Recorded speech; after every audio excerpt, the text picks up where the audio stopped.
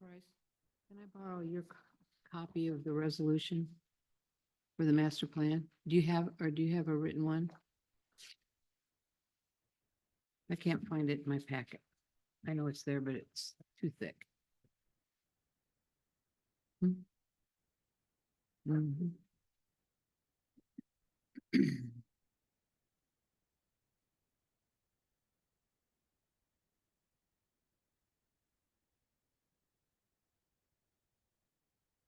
I'm waiting for Dan to return.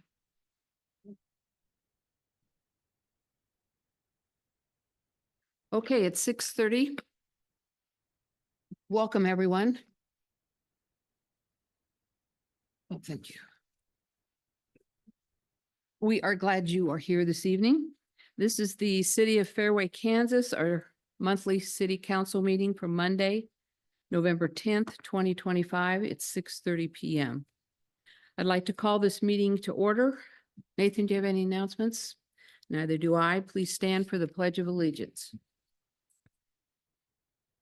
I pledge allegiance to the flag of the United States of America and to the republic for which it stands, one nation, under God, indivisible, with liberty and justice for all.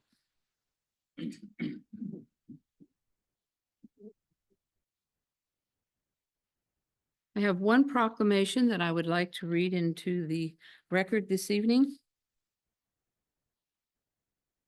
The proclamation is for Native American Indian Heritage Month. Whereas the history and culture of our great nation have been significantly influenced by American Indians and indigenous peoples. And whereas the contributions of American Indians have enhanced the freedom, prosperity, and greatness of America today. And whereas their customs and traditions are respected and celebrated as part of a rich legacy throughout the United States. And whereas the Native American Awareness Week began in 1976 and recognition was expanded by Congress and approved by President George Bush in August of 1990, designating the month of November as National American Indian Heritage Month. Now, therefore, I, Melanie Hepperly, Mayor of the City of Fairway, do hereby proclaim November as National American Indian Heritage Month in the City of Fairway, Kansas, dated this 10th day of November, 2025. And we have a very distinguished guest this evening. Sandy Worth, I'll meet you at the mic. For that introduction. I don't know how distinguished, but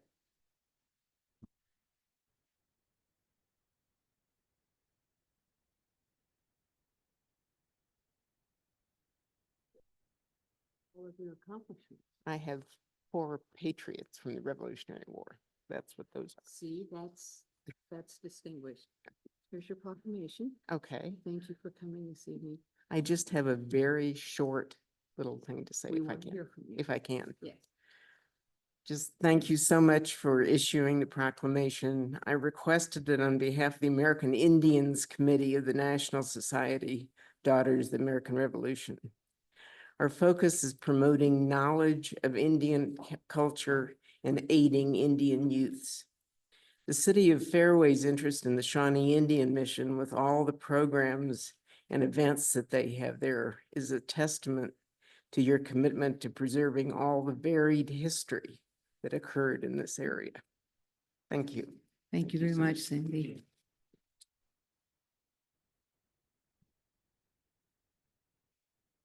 Next on the agenda are our monthly reports of the standing committees. Consolidated Fire District Number 2 was here last month, and Chief Chick only comes quarterly. So we'll move on to the Administration and Finance Committee. Nathan? Thank you, Mayor. First and foremost, for those of you who on the council who are wanting to attend the Northeast Chamber Gala but have not yet RSVP'd, I need to have your RSVP by tomorrow morning at the latest so that I can get folks registered for that. The Administration Committee did meet on October 29th for not quite as long of a meeting as I had predicted, but we did cover a variety of important topics. Most of them are on the agenda later on, so I won't go into detail on those. I will just mention that for those who were familiar, last month, we had a special presentation from an organization called Saving a Hero's Place, and it was a dedication of a custom chair in honor of Officer Oswald. And the Administration and Finance Committee, the committee did, there was consensus amongst the committee to send a donation to that organization. So we will be sending a donation their way as a thank you and a way to pay it forward for another organization who's experienced something similar. So the other piece that's not on the agenda, but will be at our December meeting is the Administration and Finance Committee did review or receive the final report on the preliminary project study for State Park Road to look at ways that that corridor could be addressed from a flooding perspective. And the council will receive the formal presentation here next month in December. The folks from Water Resources Solutions will be here to present that report. So with that, I'm happy to answer any questions regarding the administration side. Any questions for Nathan? Okay, thank you. Finance Committee? Thank you. Not a whole lot to report on finances this time of year. Our sales tax did come in strong for October, was above budget. And so at the next Administration and Finance Committee meeting on December 1st, remember, Monday, we will go over the projected end of year transfers into the Capital Improvement Fund and potentially into the city's reserve fund. So more to come on that, but again, happy to answer any questions. Questions for Nathan on finance? Thank you, Nathan. Mhm. Police, Chief? Thank you, Mayor. Last month, we were extremely active. Our numbers remained consistent. Unfortunately, we experienced more of the same. We had a number of drug arrests. We also did have a pursuit. Actually, a couple of failure to yield and a pursuit that occurred on Halloween. It was in the later part of the evening. And it did not originate necessarily in Fairway. We did locate the vehicle coming through, and then we initiated a pursuit with that, but then we terminated because of some traffic conditions, and it crossed over into Missouri as well. Special events in October is usually our busiest time. We helped with Trick or Treat, the Indian Mission, a drug take back that we had at Hen House, numerous block parties. And this is something that we do every year. So it's our busiest time. Lieutenant Bayless coordinates all that for us, and she does an outstanding job. I noticed Officer Kraus is in the audience too. He participated in the driveway trick or treat. You may not recognize him because he's in a different uniform tonight than what he wore. I don't know if we probably have a picture of that. And yeah, that's great. If you didn't know, he was a Care Bear. So, well, you do care. Other than that, I'll let my report stand. If there's any questions, I'm happy to ask and answer. Questions for the chief? I'll ask questions too. Thank you. Public Works, Bill? Thank you, Mayor. We are also moving into our busy time of the season, or in between busy times of the season. We lost the last week and a half or so of street sweeping due to mechanical issues with the sweeper. We got it back on Friday, and we were planning on starting in Ward 1 today, and temperatures did not allow that. We feel that it's not very responsible to spray water on the streets when it's below freezing for some silly reason, but we don't want to cause more work for the chief with slip and slide accidents. So we will get that started again on Wednesday. Working on our NPDES compliance things. Rick is busy calling about 40 different residents about tree planting for the year before the end of the year. So we have all those balls up in the air, along with did a major repair on the wall outside of City Hall there at the corner of Shawnee Mission Parkway and Belender. So we have a bunch of irons in the fire, and working towards winter, which will be definitely our busy season. Happy to answer any questions. Questions for Bill? Thank you, Bill. You're welcome. And Parks and Rec. Thanks, Bryce? Mayor. We had our driveway trick or treat, like I wanted to mention, and Officer Kraus, thank you for being the Care Bear. And you should have seen the kids' faces as we were driving by, and they realized that Care Bear was driving the police vehicle, so that was pretty neat. And then Officer Funkhauser as well brought up the rear, and then Public Works. Also, we had Chris and Chuck from Public Works that were there to help out as well. And we also had Abby from Admin. There we go. Yeah.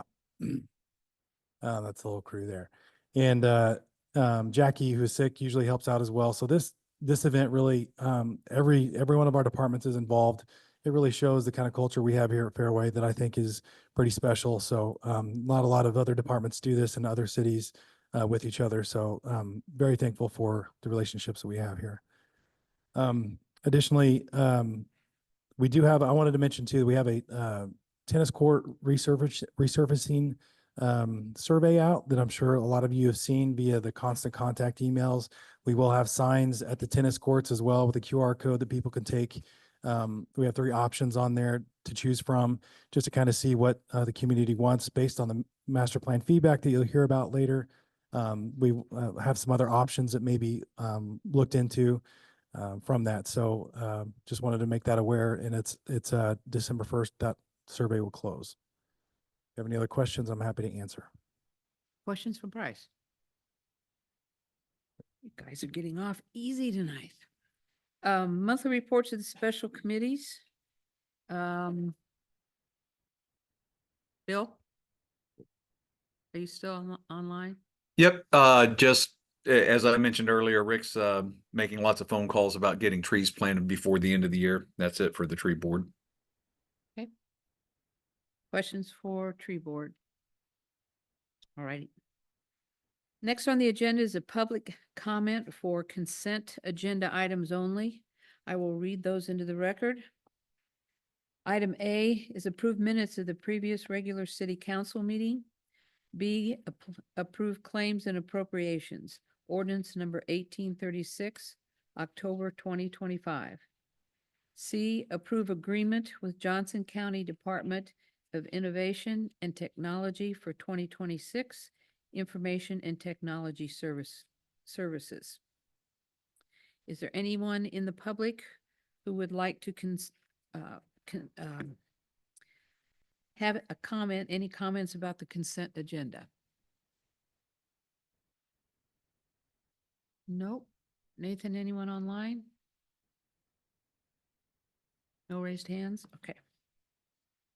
These items are determined to be routine enough to be acted on in a single motion. However, this does not preclude discussion.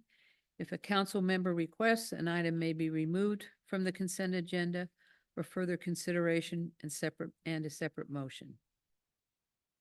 Any questions? Nope. All right. Is there a motion? Hey, Dan, you want to fight over this one? Mayor, I move that we approve items A through C on the consent agenda. I second. Been moved and seconded that we approve items A through E on the consent agenda.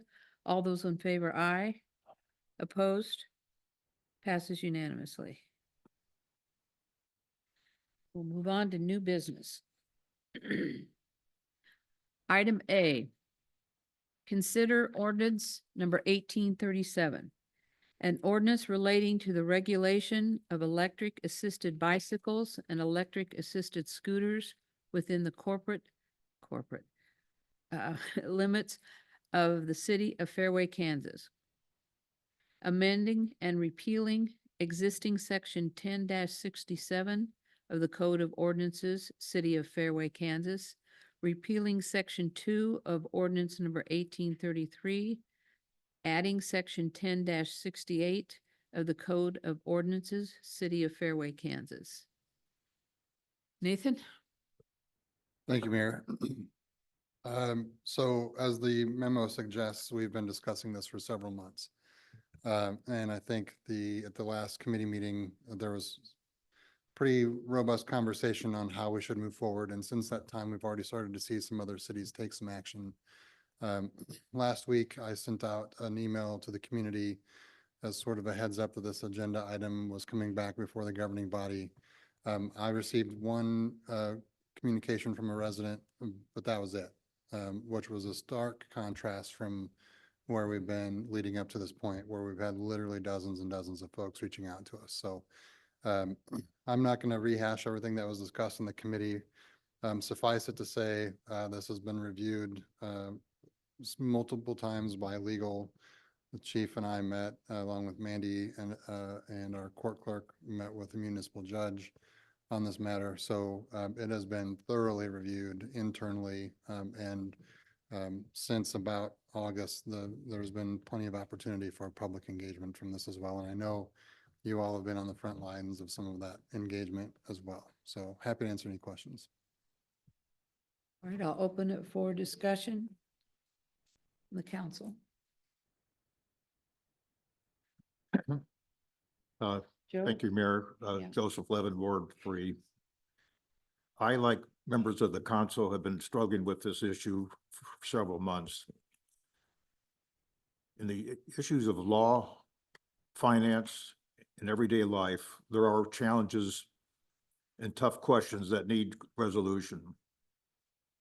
One approach is identifying the solution is to begin by posing a very fundamental question. What would a prudent person do? What would a prudent person do? As a minimum, a prudent person would research statistics on e-bike and e-scooter injuries or fatalities. A prudent person would observe activity of these vehicles in the immediate area. A prudent person would see how other agents are addressing this issue. A prudent person would consider alternate solutions. A prudent person would consult with the judiciary regarding potential legal issues. A prudent person would ask for community input. A prudent person would estimate the impact on city resources to enforce the ordinance. A prudent person would draft an ordinance that addresses the main concern, public safety, in clear, concise, and unambiguous language. Our city administrator, chief of police, city attorney, and the staff have tirelessly spent the last 8 months addressing these steps. These are what a prudent person should do. Recently, a young boy in Leawood was killed while riding on an e-scooter. This accident was extremely devastating to its parents. It's very traumatic to the driver and deeply saddening the entire community. I would prefer to avoid this occurrence in Fairway, and I would vote accordingly. Any other discussion?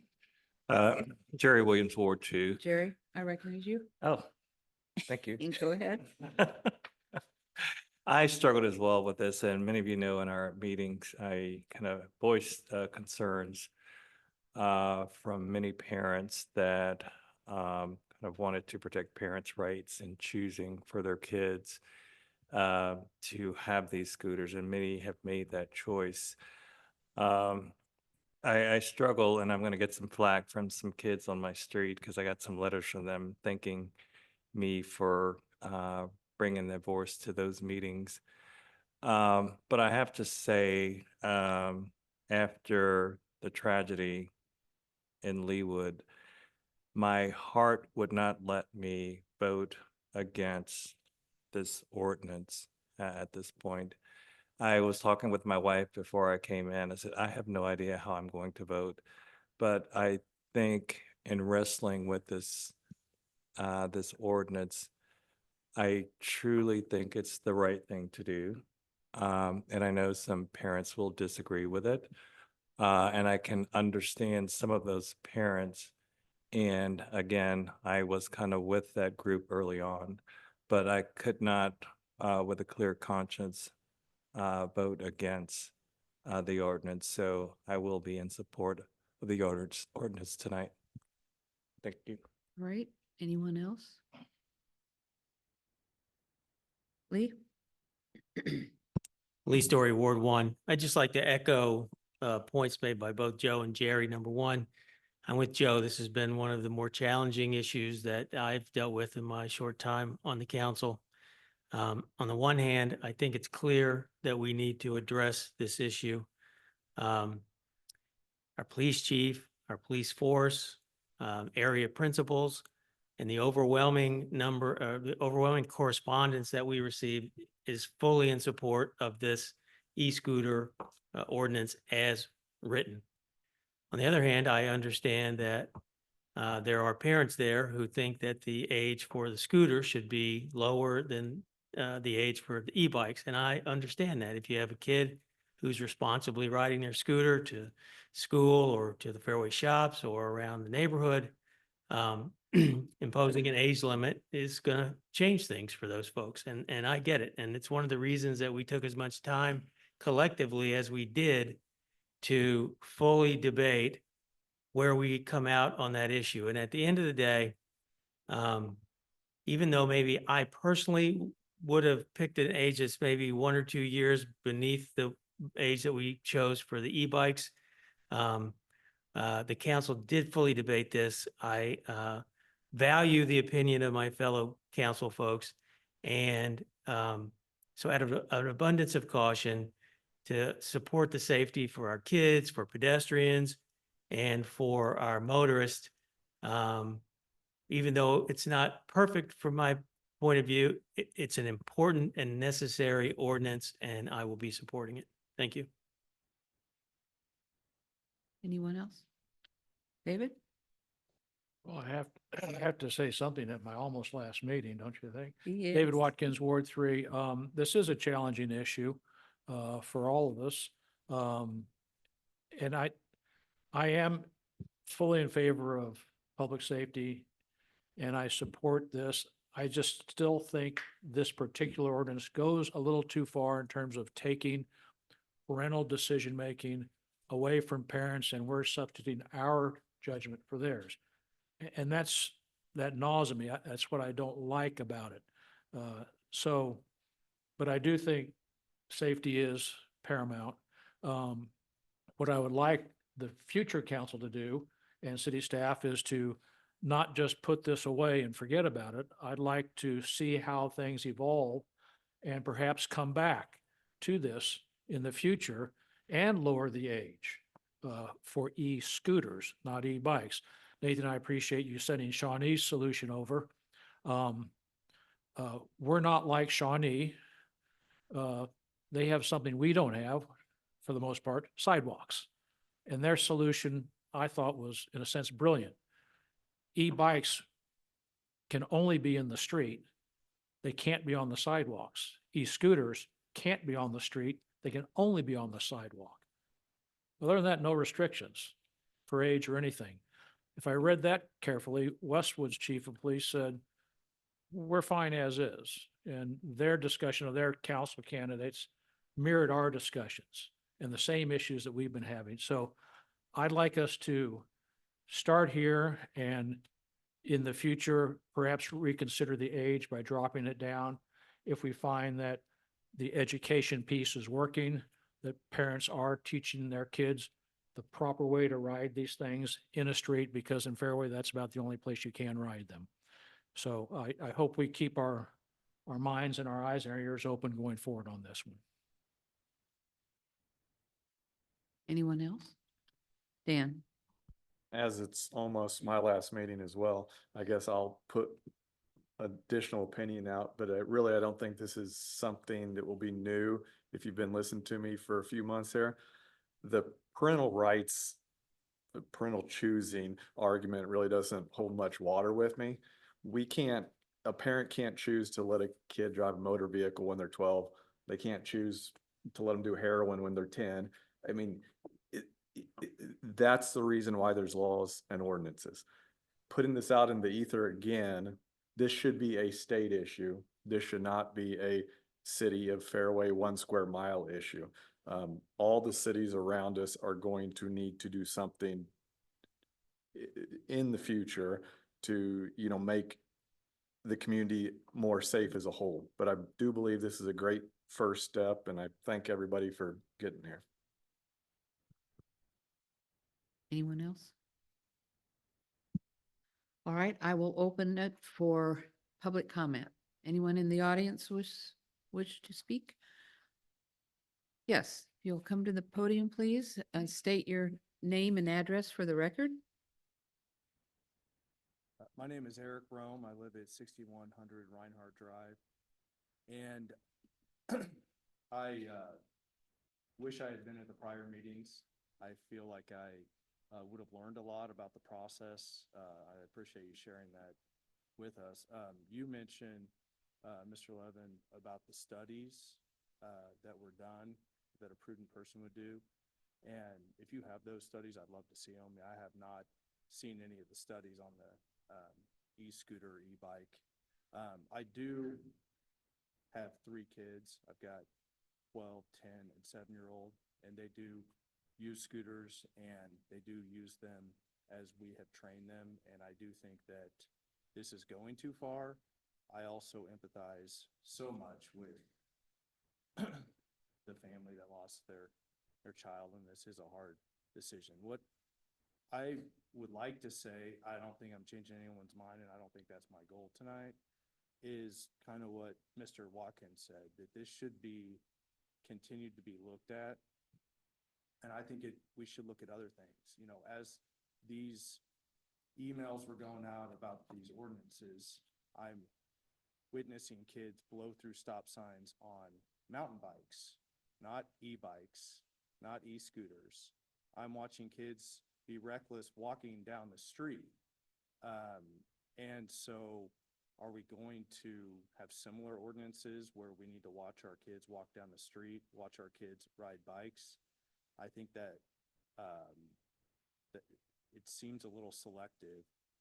I also understand that I live right at the intersection of Eastvale and Reinhardt Drive, right by the new park, Catherine Flora Lyon Park that was put in there, which is primarily for young children, toddlers, those that go running away from parents when they're not looking and into the street.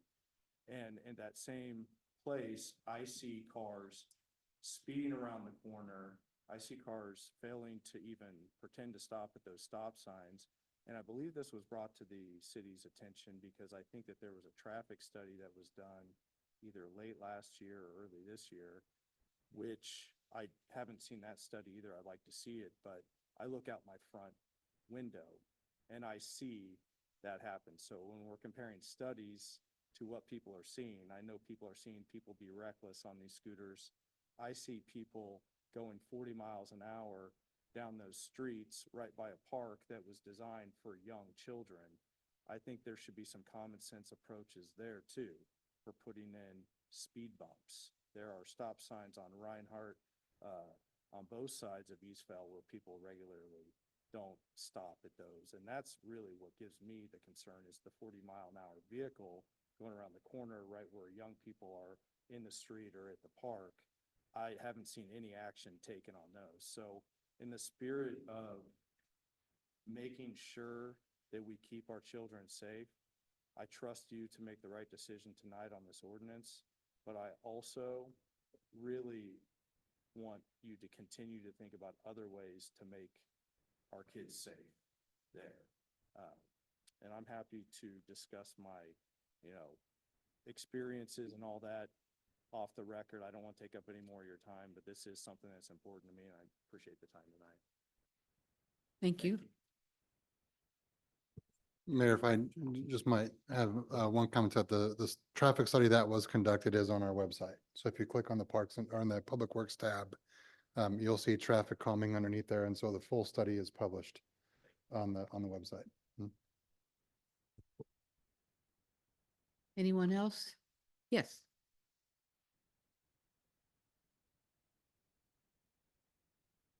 Nancy Henry, 6200 Mission Road. I'm across the street from the park. I walk my dogs there 3 times a day. Trust me, you parents would be surprised what the kids do when you're not watching.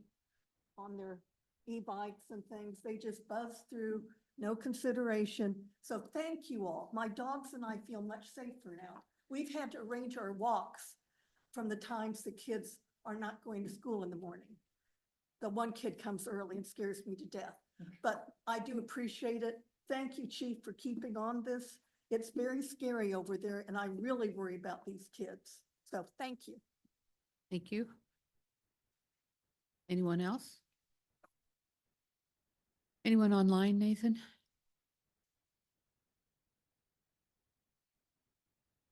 Nope. All right. Council, any further discussion before I ask for a motion and we vote? Hearing none? Okay. Is there a motion concerning ordinance number 1837?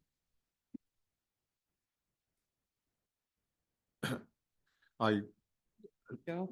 I propose that we adopt ordinance 1837. Second.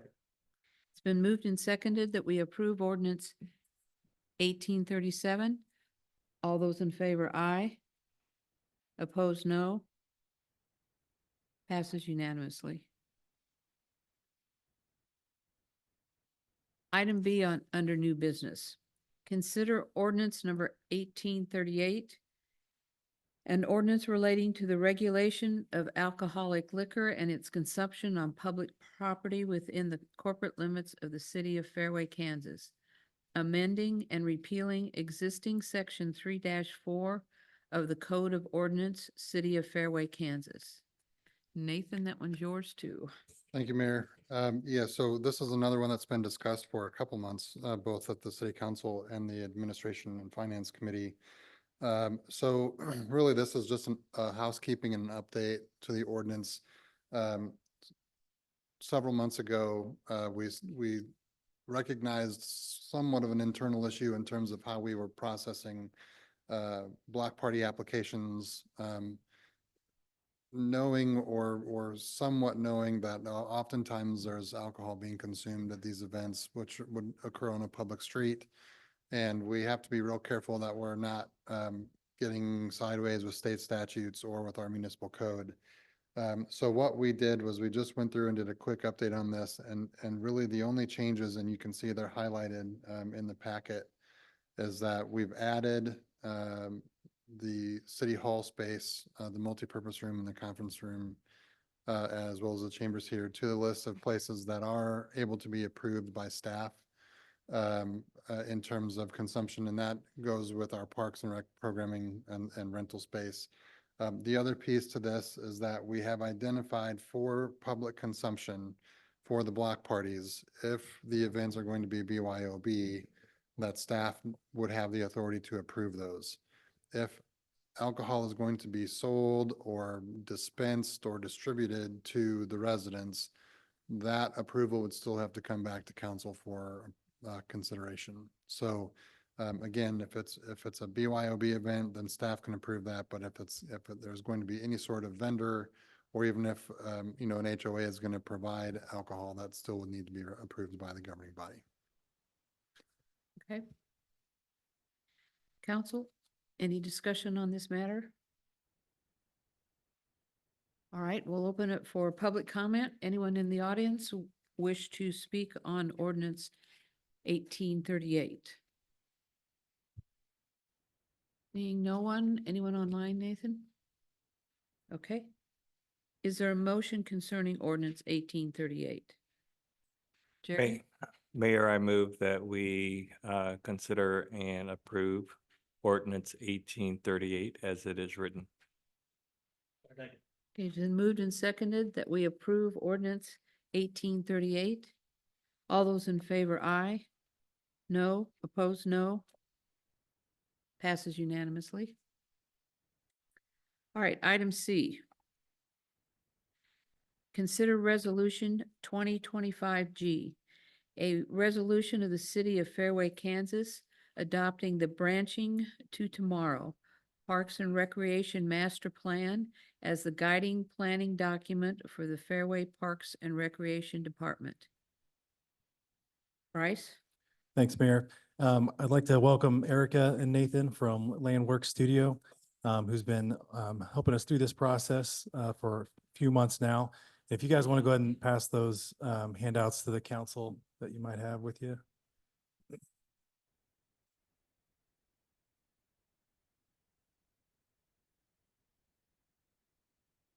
And I think we have a few more if anybody in the audience wants one as well.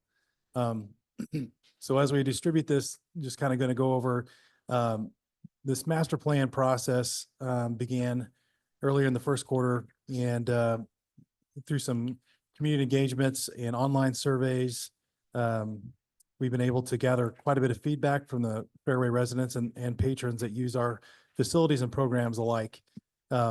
This is something that allows my department to point our direction towards and to go after the goals that are presented in this document, while also being able to adjust in the future if we have other priorities in the future that maybe the community wants. So not everything in this, the long-term goals and the 10-year plus goals, that's not necessarily something that is written in stone that's going to happen. It's just a guiding force for us to work towards. And then as the priorities change of the community, this document will change. So, but this allows us to at least go forward and point the ship to where we need to go for the residents. So with that, I'll let Erica take over and go ahead. Erica, please state your name and address for the record. Okay, my name is Erica Flatt. I'm with Landworks Studio. My address is 4214 Charlotte Street, KCMO 64110. So good evening, everyone, Mayor, Council, and also city staff. Nathan and I really appreciate your time tonight. We're excited to present the Branching to Tomorrow Parks and Recreation Master Plan for the city of Fairway. And before we dive in, we want to give a huge thank you to Bryce and his staff and our steering committee. Their input, guidance, time was extremely valuable throughout the planning process. And so just a huge thank you for that. As Bryce mentioned, the Branching to Tomorrow Master Plan is a long-term guiding document developed to help prioritize programs, services, and parkland acquisition over the next decade and beyond. The planning process consisted of 4 phases: discovery, analysis, visioning, and implementation. So first off, the discovery phase of the project involved a thorough examination of the Parks and Recreation Department and also the broader history of Fairway to gain a clear understanding of your community. This process included a review of the annual budgets, staffing levels, available recreation programs, and an inventory and analysis of the parks and facilities. And next was the analysis phase. Thank you. This focused on gathering feedback and insights directly from the community and your park users. We created an online survey which had over 300 responses, had 3 in-person engagement events, and met with stakeholders. And so now I'm going to have Nathan take over, and he's going to dive into the visioning phase. Thank you. Hello, I'm Nathan Harrell from Landworks Studio. My address is 1102 West 24th, Kansas City, Missouri, 64108. But I'm going to get into this visioning portion. So once we knocked out the discovery and the analysis, we found the context that Fairway exists in, and then did our own data gathering methods in the form of in the realm of Parks and Rec. We got to combine those and do the visioning phase. This started off with a parkland acquisition. That was one of the reasons that prodded the creation of the master plan, was because there is a lack of park space in Fairway. And right now Fairway owns quite a few parcels throughout the city that are in the floodplain that potentially could become parks. But there is a long process that goes into turning those to parks. And I made a little note to just walk through that process to explain how complicated it is. Development of these parcels would necessitate multiple approvals, including local floodplain development permit, proof of compliance with floodway standards, certified elevations, further approvals from the state, federal agencies like the Kansas Department of Agriculture's Division of Water Resources or the U.S. Army Corps of Engineers. So that's a pretty lengthy and expensive process. So it's possible to acquire parcels in the future to then try and turn those into parks. And so on the screen or in the packet is the parkland acquisition map that we have made based on access to parks. So in the triangle and towards the northeastern side of the city, there isn't a whole lot of access to parks, whereas in the southwest, there's a lot. And then in the northeast, northwest, there's access to parks that are outside of Fairway. So the people that are in the greenest area don't have a walkable park that they have access to. And then in addition to that, this phase kind of discusses the strategic framework, which is the process that these recommendations all fall into. That is, there's goals, overarching goals that Fairway can strive towards. And those are pretty broad and open to interpretation. Then there are objectives that are a little bit more specific, but those are also more open to interpretation. We don't want to constrict Fairway, and as they grow their Parks and Rec system, we want to give them room to grow as well as room to improve as the city changes. And then finally, that phase ends with education. And so the education portion is describing what a master plan is, why this is important, and how this is a guiding document. This isn't something to look at and think that we're prescribing a certain way for Fairway to be. We're just giving framework for them to grow and hopefully making a skeletal system that will, continue to blossom.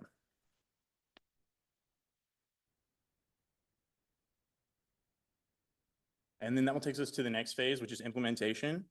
For the implementation, this is when the goals, objectives, and action steps actually get put into use and we start describing them. So could you go to the next page? Throughout all of our research, the 5 main goals that we found were moving the community forward, expanding park access, diverse programming, future park enhancements, and safety centered.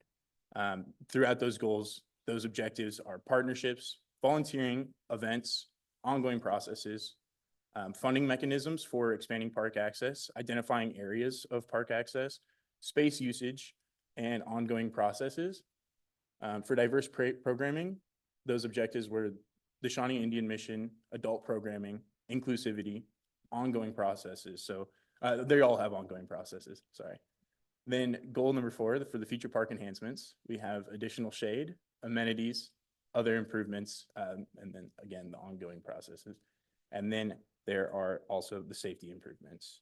And so the next portion, I have all of the goals, objectives, and recommendations. I don't want to walk through all of them, but I do want to call out a few of the ones that prodded the most questioning and needed more explaining throughout our steering committee sessions.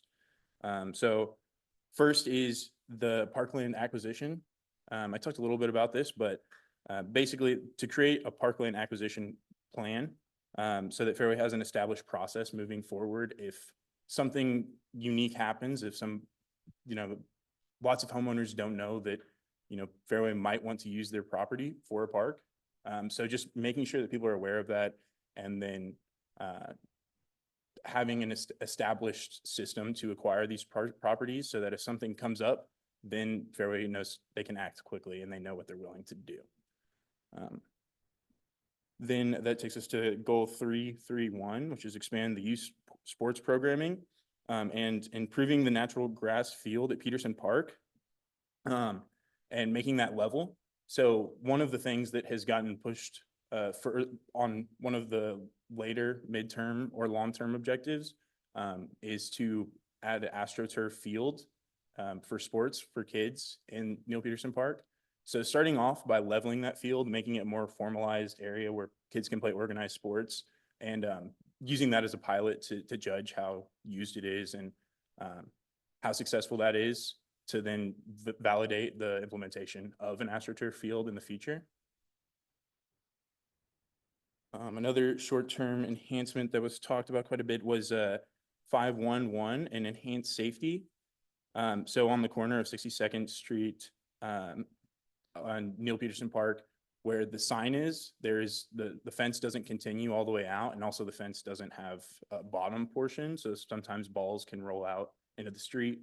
So, or kids can run out in the street. So as there are more organized sports there, to install some sort of berm or plants, just ways that kids can't run out in the street, balls don't accidentally go flying out in the street, especially as there are sport teams and practices there. And then that will take us to the midterm actions. So I have a couple of goals highlighted from that. One is the 2-3-1, which is the strengthening partnerships between the Kansas Historical Society, the Shawnee Indian Mission Foundation, and the Shawnee Indian Mission. So just ways to explore that and take advantage of the opportunity to have connection to that historical and cultural monument, and be considerate of the events that happen there, and make sure that those are appropriate. Then I also have some of the staffing needs highlighted, 131 and 312. Those both discuss adding more staff, and this is not a recommendation to add staff immediately. This is a thing that in the future, if the programs grow, as new programs are implemented, and as the Shawnee Indian Mission becomes more used as cultural events and speakers, if that warrants the need for new staff, then that's something to consider. And then that will take us to the long-term actions.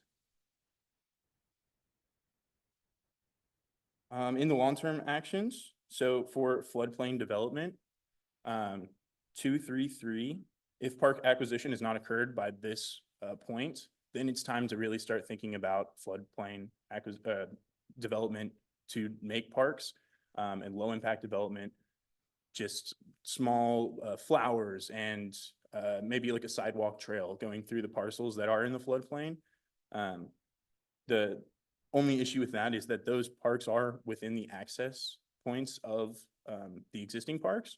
So it is a goal to get the parkland acquisition. And then this is kind of the backup plan. If that doesn't happen, there is space needed compared to national standards. So that's a good way to use that space and then meet those standards. And then also in the long-term actions, we have the Neil Peterson Playground enhancement replacement. So as time does come to replace that, it's important to consider different ages and diverse ages of people playing on that equipment. In the master plan, we had recommended having more play equipment for older kids, but that's something, once again, we don't want to be too prescriptive. It's important to gauge who's actually using the park. So at the time when the replacement does come, maybe it's more appropriate to leave it how it is as younger kids. But right now there is a small lack of older equipment.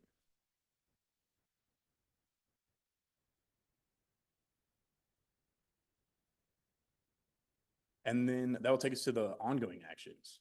So these are actions that will be going out throughout the entirety of this planning horizon. And a lot of them are things that are already done. Just want to formalize them and get them on paper. So as staff turns over or things happen that people know, these are the metrics to be keeping track of and things to strive towards ongoing. And then I will open it up for questions. We did have a lot more action steps. I don't want to read through all of them, so I tried to just take the ones that had the most conversation and break them down a little bit. Any questions? Jerry? Jerry Williams, Ward 2. I was part of the steering committee, and I want to thank you guys for doing such a wonderful job, and Bryce as well. I think the whole process was, in a word, delightful. I think you engaged lots of people in our community to come up with the plan. The thing that I would like to highlight is I think that the Indian mission is a critical part of the plan. And I think we maintain a healthy respect for the mission. And it's, like I said, it's an important part of the plan. And I think if our plans go according to what we have, the mission will become even more important. And we will highlight some of the cultural sensitivities that plot brings to our city and to our state. So I appreciate that. And secondly, I originally thought we would focus mainly on young kids, which we did, but we also address people my age as well. So I think we were very inclusive in the planning, and I thank you guys for doing such a great job. Yeah, thank you all. And I know Erica said it, but I do want to reiterate, it's not often that we have steering committees that are so engaged. And then when we do things in the community, it's not often that we have the attendance that Fairway brought out. So it's, great for us. It gives us a lot of data points, and it's something you guys should be proud of. Kind of refreshing, wasn't it? Yes, Yes. yes, it's very refreshing. And that's Fairway. Any other questions? For Landworks? Hey, Bryce, thank you. Thank Well, you. just want to thank Nathan, Erica and Nathan again, and thank you for the committee, the Park and Rec Committee, the steering committee. We had 3 residents join us on that committee that are engaged with some of our other offerings, but not so much formally. And when they come to City Hall and makes, plans with us, and the council as well. Again, I knowing that Fairway is a very small community, but having a master plan is essential to staff for us to set our direction going forward. And it really gives us a pulse of what Fairway residents want, and then what the goals we can have. And, so far, this has already helped us, put this plan into place on several things with the tennis court resurfacing potential. Without that feedback from this master plan process, we would have simply resurfaced it to the way it's always been and just done how it's always been. But we've had feedback that says people might want something else. And going forward, this is always going to continue to help us grow and to see where the community wants us to be. So appreciate that very much. All right, Nathan? Yeah, Mayor, just wanted to add, the entirety of the 177 page report will be on the website. Bryce will get that uploaded.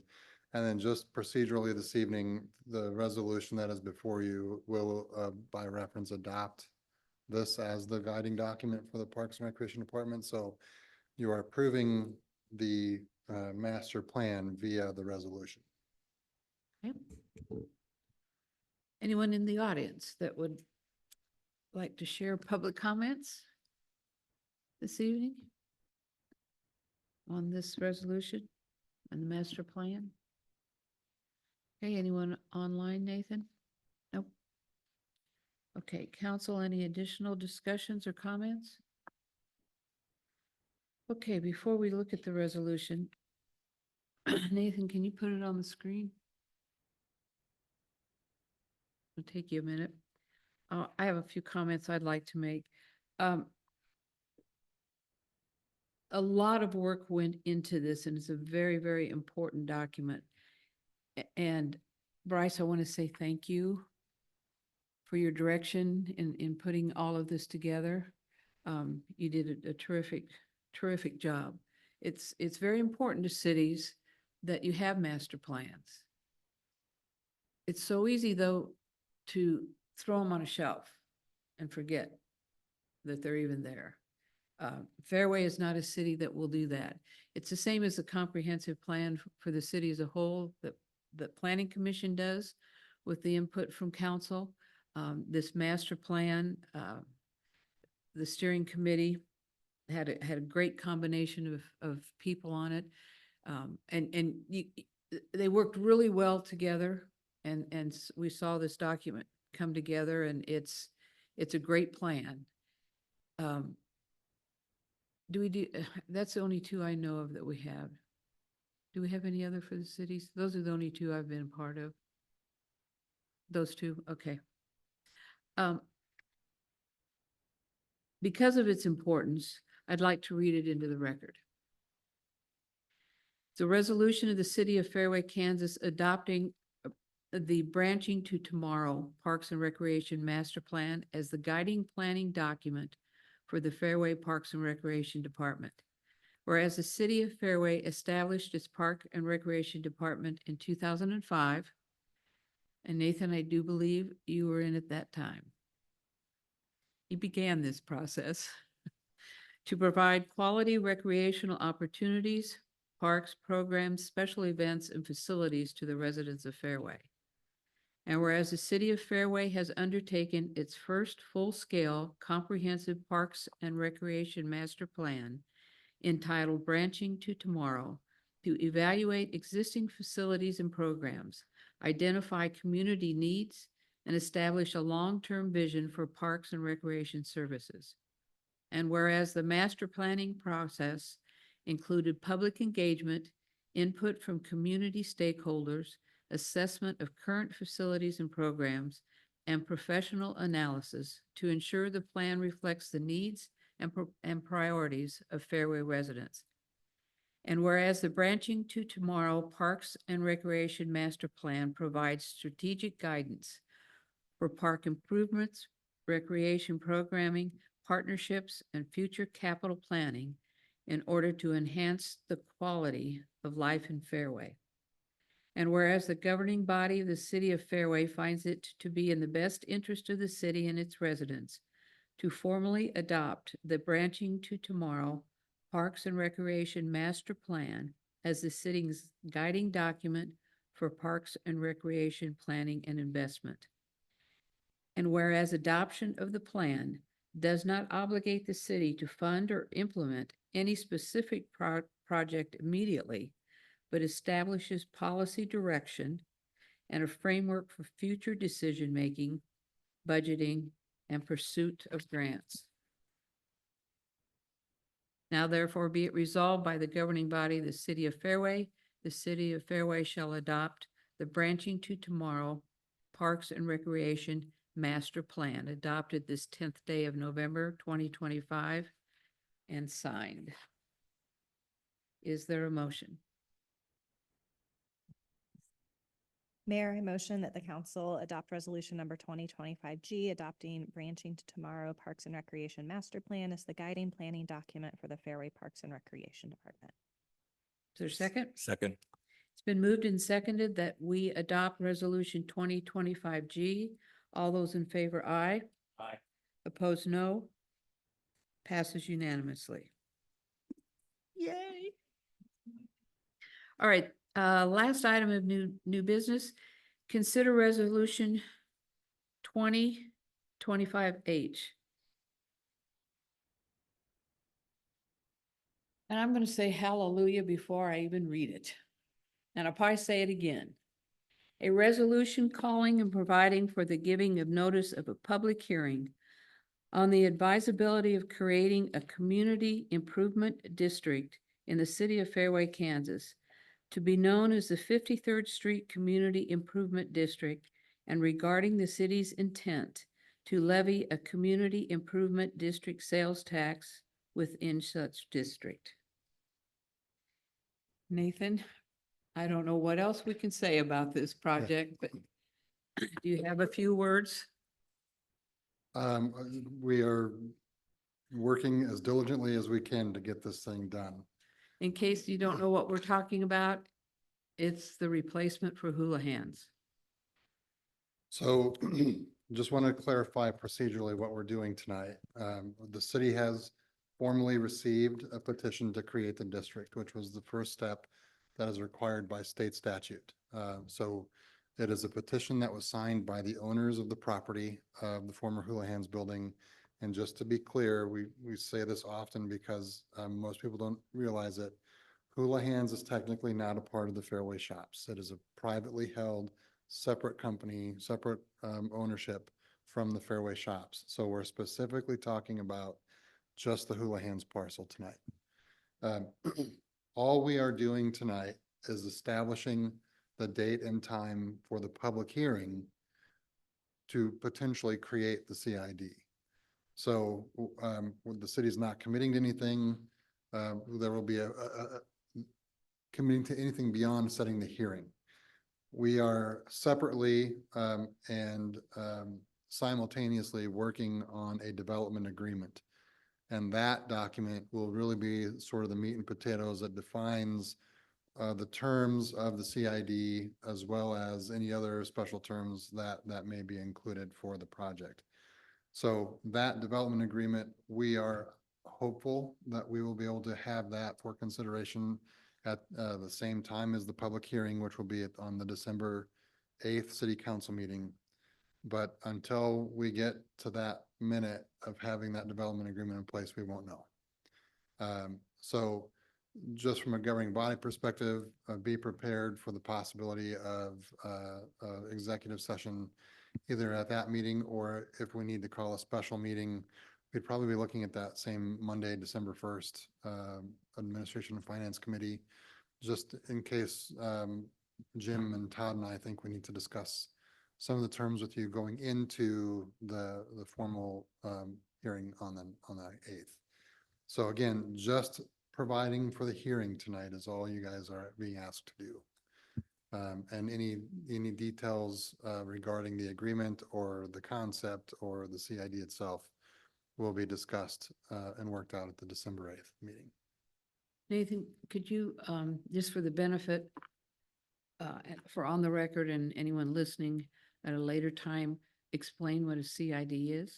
Sure. So it is all spelled out via state statute. And so a community improvement district, there are a couple of different ways that it can be done. What we're looking at here would be a pay-as-you-go financing mechanism where the city would impose the state allows up to a 2% additional sales tax on any purchases that would occur in the district. A lot of times districts might encompass several acres of businesses and property, or they can be just as simple as this, where it's just one parcel. So it would allow for the imposition and collection of a sales tax, again, up to 2% of the sales that occur in the district. Those taxes are paid by the users. They are remitted to the city from the state because the state collects all the sales taxes from the businesses. And then the city would turn around and pass that percentage on to the developer as a part of the development agreement. So it is above and beyond the city's sales tax rate as it is today. And it runs for a limited period of time? Up to 22 years. Yep. And there'll be different, sort of stop measures that are put in there, if they reach a cap or if a percentage is met, any number of contingencies are spelled out in the development agreement. Right. And that's to be negotiated. Correct.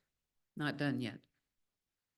Thank you. Any questions or discussion Quick from question. council? Yeah, Dan. Just procedurally, so that I understand it. The public hearing where this resolution says the public hearing happens in December, can that public hearing happen if the agreement is not ready by that point? Yeah, so we can do the public hearing and hold the public hearing. And then the council can approve the district contingent upon the approval of the development agreement. So I'm sorry, I'm thinking out loud. So in that situation, again, nothing would be agreed to or set in stone. It would all be contingent on the approval of an actual agreement. Yes. Okay, thank you. Yep. Any other questions? David? Not really a question, but a comment. I too would say a hallelujah. The light at the end of the tunnel is getting brighter. patience is difficult in a situation like this. It is truly a golden virtue, but it is frustrating. The other word with a P that I'd say is persistence. Mayor, you and Nathan and the staff have been persistent in trying to bring this to what it looks like a positive conclusion. It is frustrating when many things are not under our control. We'd like to have it done yesterday, but we go with the pace of the other party. Thankfully, we have a petition now, so we can finally get moving, and hopefully the final lap of this long marathon will go a lot quicker than all of the prior laps. So I'm looking forward to hopefully bringing this in very quickly to a good conclusion. Thank you, David. Anyone else? Lee? I will echo David's comments. I'd like to thank the mayor and the city administrator for all the hard work you guys have done on this.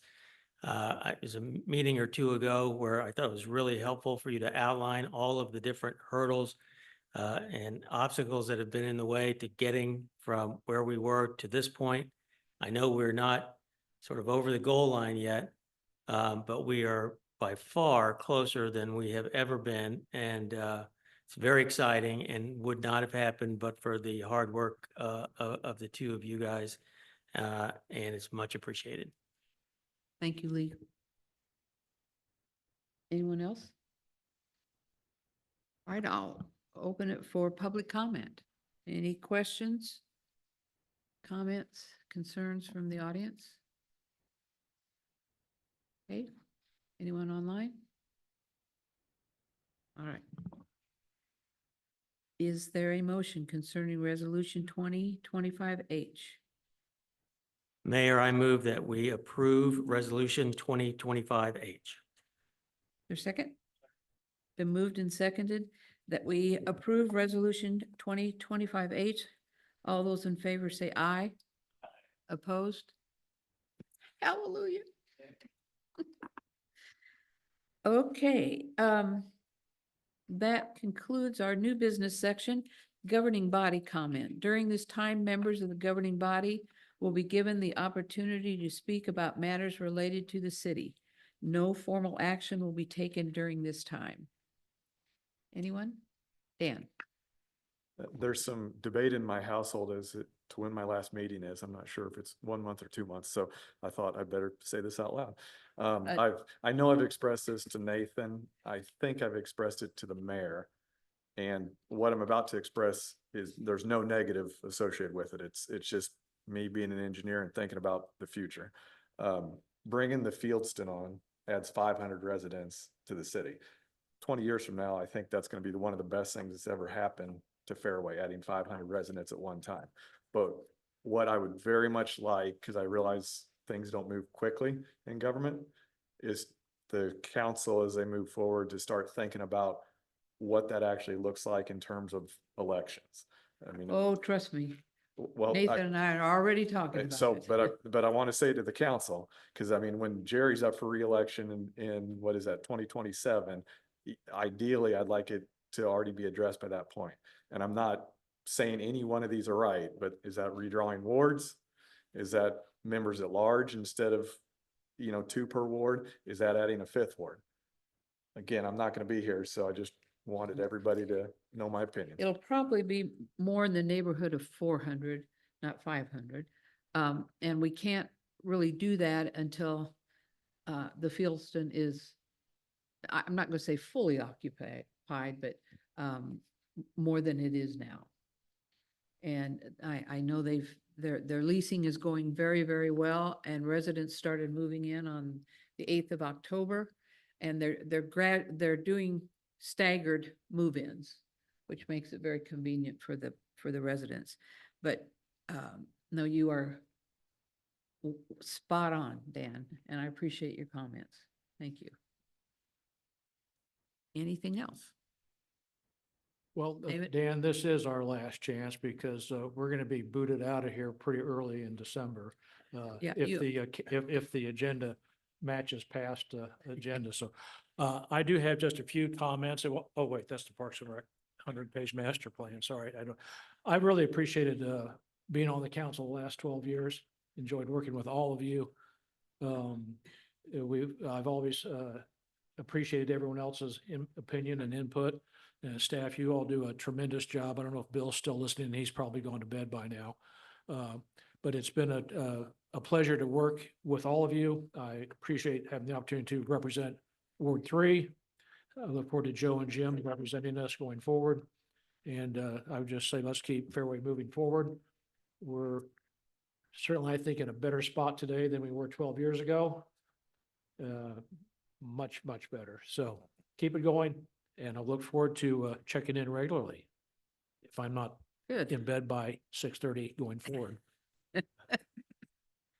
Anyone else? Okay, we'll close this section of the agenda. Next is public comment for items not listed on the agenda. Anything? Online? All right, that public comment is closed. Mayor, if I can just have a. Oh, a sure. comment. Just to David's point, procedurally speaking, at the December meeting, the current city council will be seated, and then we will conduct a swearing-in ceremony right after the Pledge of Allegiance. And then because it's the December meeting, we will recess for about 20 minutes for a reception, both for the outgoing and incoming council, as well as we do have a number of recognitions for long-serving volunteers and staff that will also take place at the December meeting. So there will be a brief reception, and then we will resume into our normal business of the council after that reception. So just as an FYI, you do still need to show up for one more meeting, at least the first 20 minutes of it. Yes, please. We may not have a quorum. That would not be good. Okay. Is there a motion to adjourn? All right, we are adjourned. Thank you all for coming.